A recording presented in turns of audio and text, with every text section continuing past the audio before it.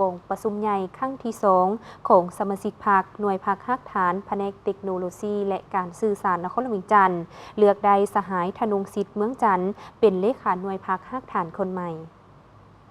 กองประชุมใหญ่ครั้งที่2สมาชิกพรรคหน่วยพรรคฮักฐานแผนกเทคโนโลยีและการสื่อสารนครหลวงจันทร์และจัดขึ้นในวันที่6 มีนาคม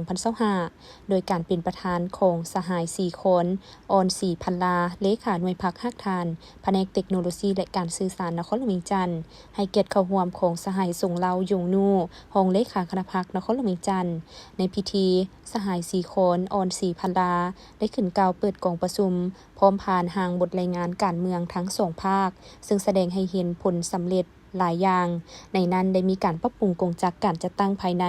ปรับปรุงภาระบทบาท10หน้าที่ของแผนกไปพร้อมกับการกำหนดตำแหน่งงานพร้อมทั้งสับซ้อนพนักงานเข้าในตำแหน่งงานแต่ละแขนงการของแผนกตามความรู้ความสามารถตลอดฮอดบรรดาเมืองได้นำพาจัดตั้งปฏิบัติวาระแห่งชาติการแก้ไขปัญหายาเสพติดอยู่นครหลวงจันทร์ที่ติดพันกับแขนงการเป็นต้น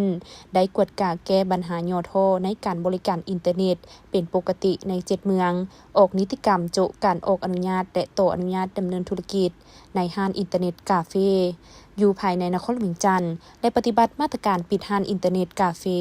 จำนวน400กว่าห้างเหตุเวียกงานคุ้มครองหัวหน่วยบริหารด้านโทรคมนาคมและไปรษณีย์ให้เคลื่อนไหวสอดคล้องกับระเบียบกฎหมายเหตุเวียกงานขึ้นทะเบียนซิมโทรศัพท์แก้ไขการนำใช้สัญญาณอินเทอร์เน็ตของต่างประเทศข้ามชายแดนเก็บกำข้อมูลและกวดกาเบิ่งสัญญาณโทรคมเพื่อขึ้นแผนขยายเครือข่าย 4G ไปสู่บ้านห่างไกลซอกลีกเป็นใจกลางประสานงานกับทุกภาคส่วนที่เกี่ยวข้อง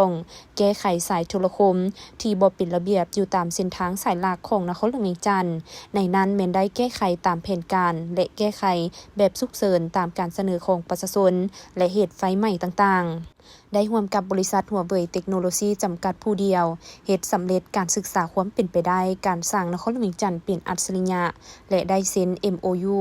กับบริษัท AIDC Tech เพื่อสำรวจความเป็นไปได้พัฒนาระบบซอฟต์แวร์ให้บรรดาแขนงการในนครหลวงจันทร์เพื่อหันเป็นทันสมัยได้นำเอาระบบทันสมัยที่กระทรวงเทคโนโลยีและการสื่อสารพัฒนาขึ้นมา